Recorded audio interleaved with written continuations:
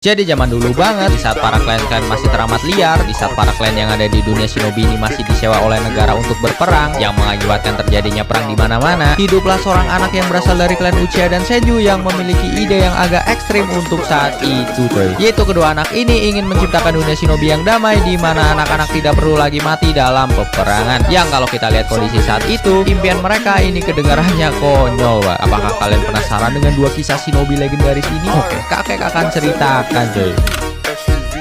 Jadi suatu hari saat sedang gabut, Madara yang masih bocil sering main di tepi sungai untuk melemparkan batu apung. Tapi tiba-tiba saat Madara sedang berusaha untuk melemparkan batunya hingga ke seberang sungai, ada anak yang muncul dari belakang Madara sembari melempar batu yang berhasil sampai hingga ke seberang sungai. Yap, ini Hashirama pas masih bocil, coy. Rambutnya culun banget ya. Dan disinilah pertemuan pertama Madara dan Hashirama, coy. Di saat Madara ingin melempar batu untuk menyaingi batunya Hashirama, Hashirama sadar jika cara Madara melempar batu sama seperti seorang shinobi yang biasa melempar shuriken. Nah, di saat mereka sedang asik berdebat siapa yang lebih jago, ada mayat anggota klan Hagoromo yang terapung di sungai, coy. Hashirama refleks melihat mayat tersebut. Nah, di saat Hashirama berjalan di atas air, Madara juga sadar kalau Hashirama adalah seorang shinobi. Oh ya, ngomong-ngomong, di saat Hashirama dan Madara memperkenalkan diri, mereka tidak menyebutkan nama klan mereka masing-masing, coy. Jadi di situasi ini mereka belum tahu kalau klan mereka adalah musuh bebuyutan. Nah, karena Hashirama tahu jika klan Senju sedang berperang dengan klan Hagoromo, jadi Hashirama memperingatkan Madara untuk pulang karena siapa tahu akan terjadi peperangan di sekitar situ, Pak. Dan akhirnya mereka berpisah pulang ke rumah mereka masing-masing. Oh ya, Hashirama ini memiliki ayah bernama Butsuma Senju dan 3 adik laki-laki yang bernama Tobirama, Itama, dan Kawarama. Jadi mereka 4 bersaudara, coy. Nah, tapi di suatu peperangan Kawarama tewas terbunuh